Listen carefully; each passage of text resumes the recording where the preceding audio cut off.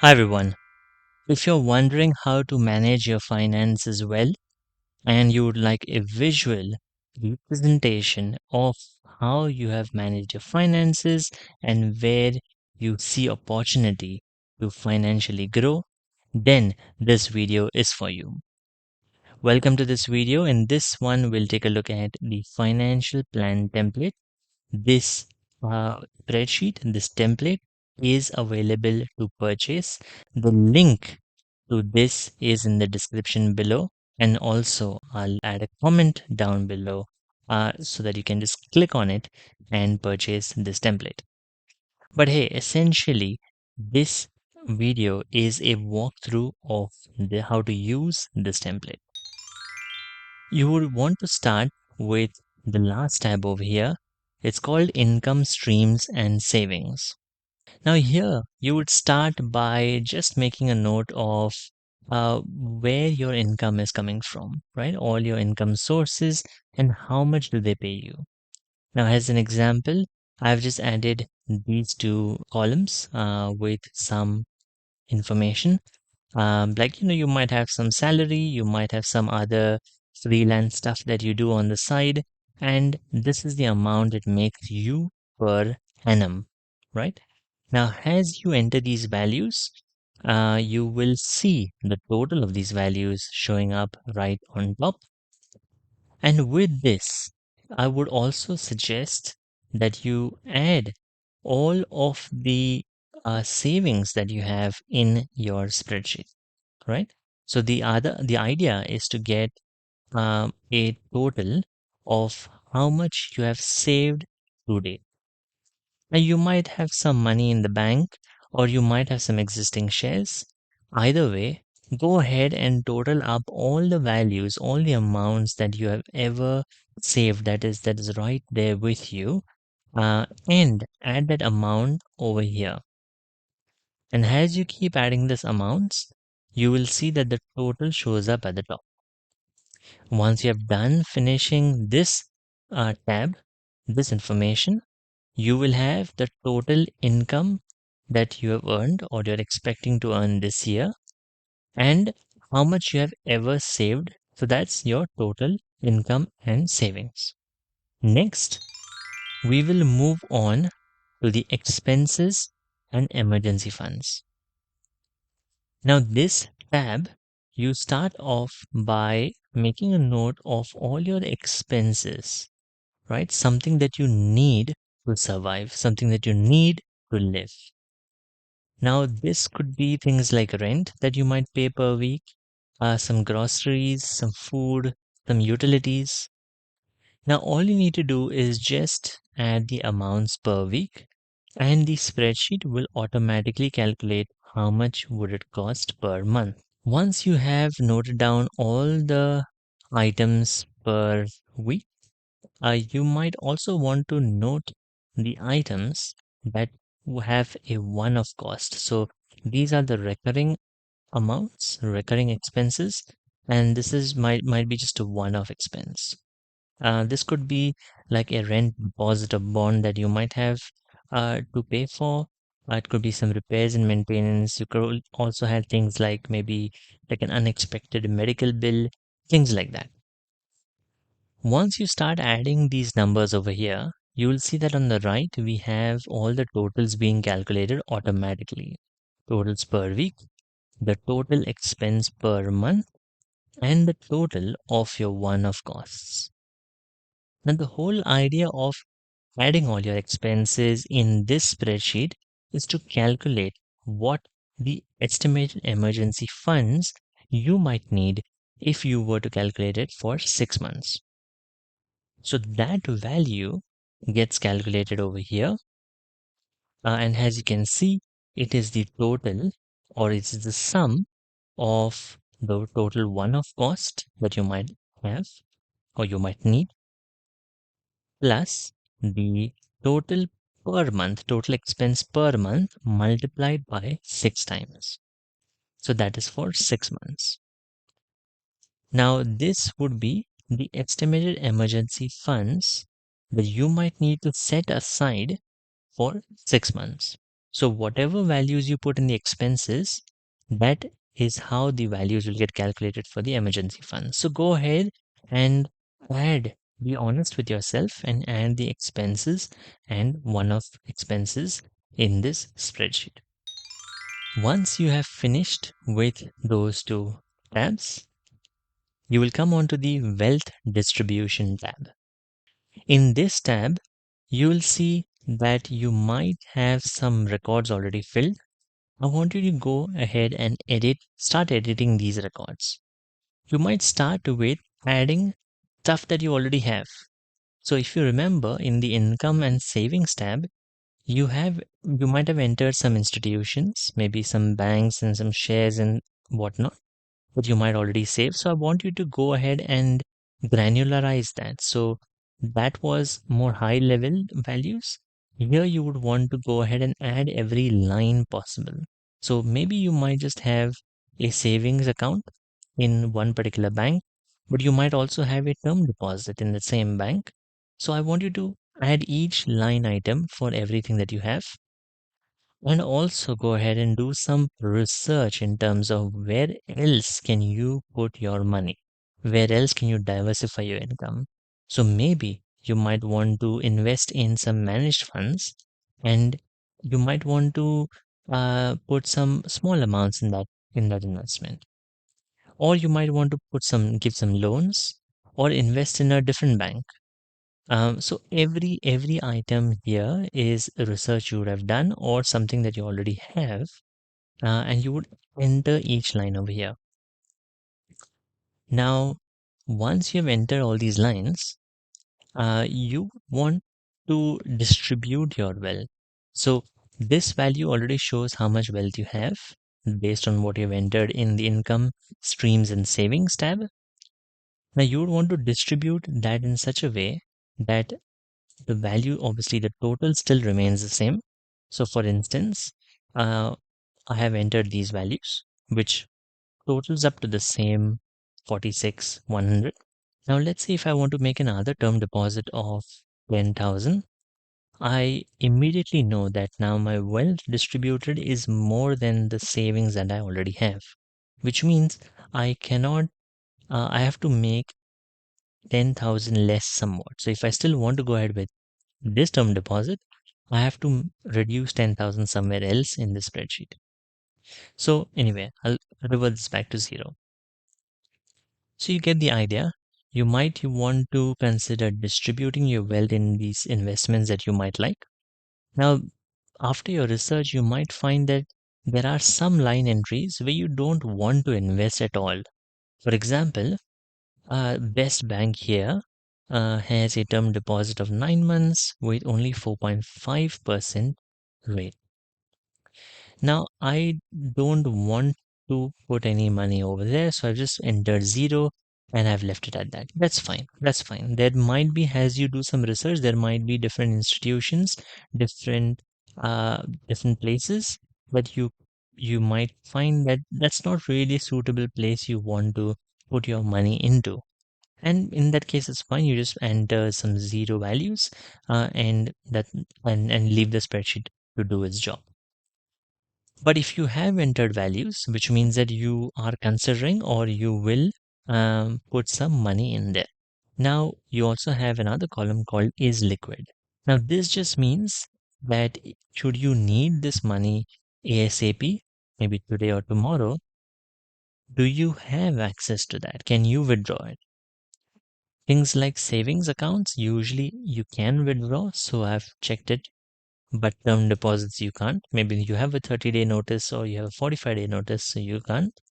Maybe there are some loans where you can or maybe you can't. So things like that, you can check these boxes to know if this is liquid or not. Now another column here is the risk. Now this is really important because in the next tab we will take a look at this. For every institution that you have selected over here, I want you to go ahead and add a risk assessment on on each line, right?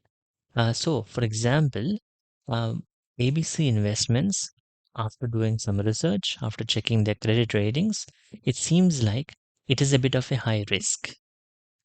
Whereas this bank has a really good credit rating, so I classified or I assessed this bank to be a low risk investment. Now, shares, it could go, it's very volatile, and also the institution is not highly rated. So I don't know much about it. So I've just classified it as a medium risk. So on and so forth. Every line item, I want you to go ahead and assess the risk and add a value over there. Just so that you know that there could be the same institution with different risk values as well. Maybe a certain investment, maybe like a bank, might offer your term deposits and savings accounts, which might be low risk, but they might also offer you a certain managed funds or a certain different type of wealth portfolio, which might be slightly on the higher risk. So it is the same institution, but they might have different risk, and hence this spreadsheet asks you to add a risk profile for every line item that you have chosen. Of course, the other columns are quite self-explanatory. Type just means some details about the investment, rate, maybe the particular item gives you a particular interest rate for your savings or for your investment. There might be some conditions on how much, what is the minimum amount you have to invest.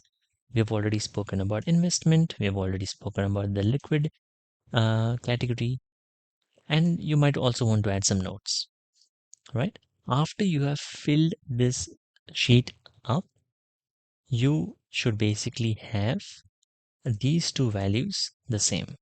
So your total wealth distributed, which is the values over here, should match the amount that you have saved, which comes from this one.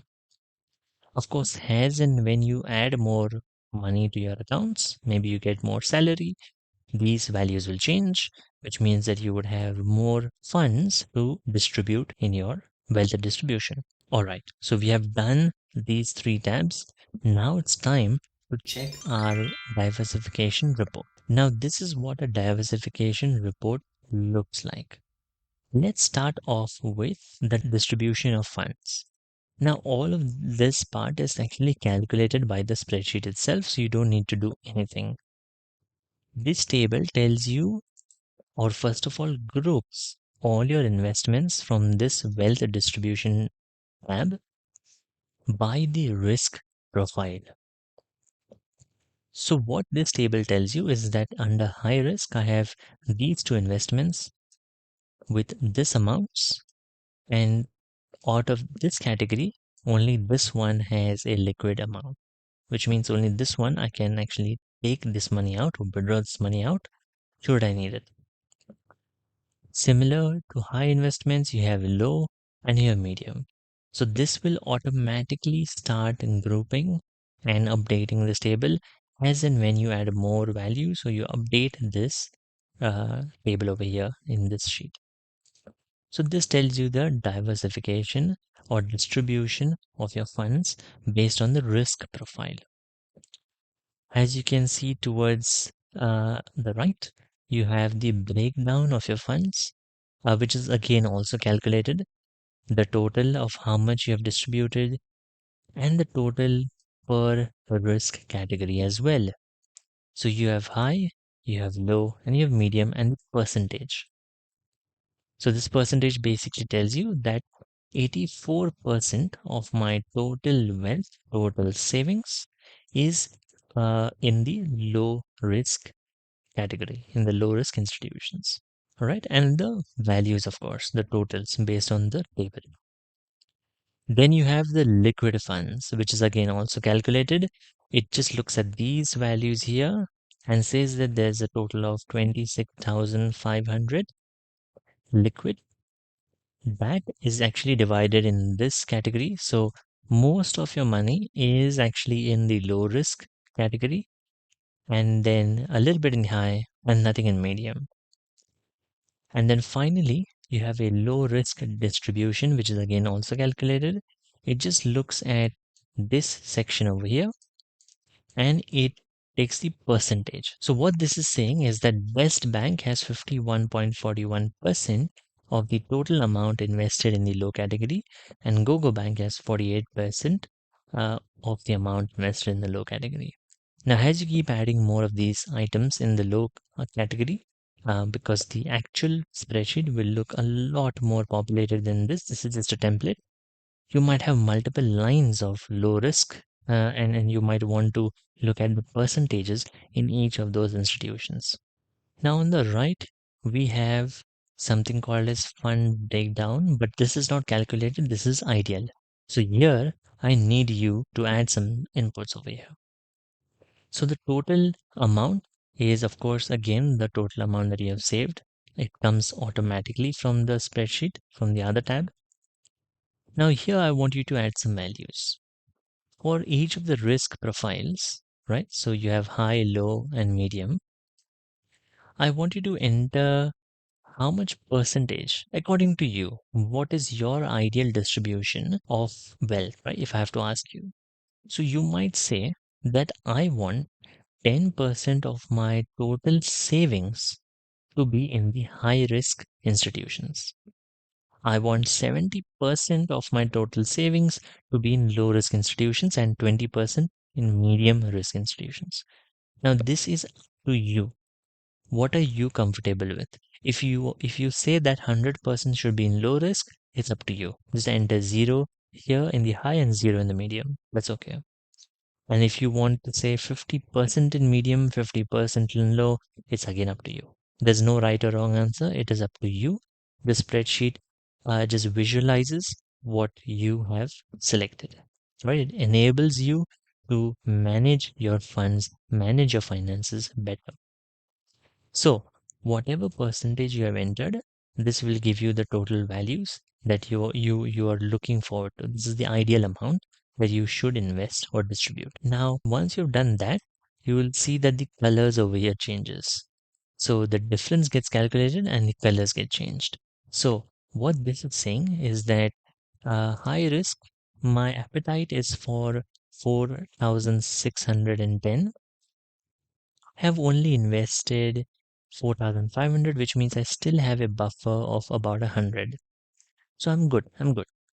But in the low risk category, my appetite was for 32,270, but I have actually invested 39,100, which means that I can still remove about 6,000 or deduct about 6,830 from the low risk institutions and maybe put it in the other categories, which is why this is just having this light red color highlighting to show you that this is not as per your ideal, right? It is a little bit more than what you have decided to put in there. And the whole point of this highlighting, this coloring, and these visuals is to know if you have made the wrong choices, right? By mistake, unintentionally. Maybe you have said, for instance, maybe uh, your ideal finance management is 10% of my wealth. So maybe 4,600. But after entering all these values, you find out that you have invested 50% of your total wealth in high institutions. Then this will obviously show your color red, and it will highlight to you that, hey, these values don't look right. Are you sure that that's what you want to do, right? So it is a way of having these visuals. It's a way of finding it out if what you want in terms of your finances is actually what you have. Is the ideal, does the ideal state match the actual state, the actual investments that you have made, right? And it is really good to catch these gotchas early, and then maybe sail your ship in a different direction. Below this section is now liquid funds ideal. Now this again is up to you. You can say that I want 30% just sitting as liquid funds. I'm comfortable with 50% or I'm comfortable with 10%. It's up to you. Whatever percentage you put in, the value will get calculated automatically. And then finally, you have a section called emergency funds. Now, this is the exact amount that comes from this particular tab, right? So whatever happens there, it will automatically get reflected over here. Now, if let's say you have, if your liquid funds that you want is less than the emergency funds. So for instance, I only say that I want only 3% of my total wealth liquid. Now, this is clearly less than what your emergency fund for 6 months should be, which means it will highlight as red. So that's not good. And of course, you can go the other way where 60% of your wealth is liquid, which means, and if that doesn't match with what you actually have, with how much actions you actually have, then it will highlight to you and it will say that this is red. You still have a 1,100 difference over here. So it's actually up to you how you manage your wealth. This is just a way of showing you that these values don't match or these values don't match. So this is your diversification report. I hope you have found this template useful. Again, just to reiterate, the whole point of this spreadsheet, this whole point of this template is for you to manage your finances better by having all of them written down and visualized it using the spreadsheet. And all these colors and all these values show you if your ideal goal that you have in mind on how your finances should be managed, does it actually match what you currently have? Does the ideal match the actuals?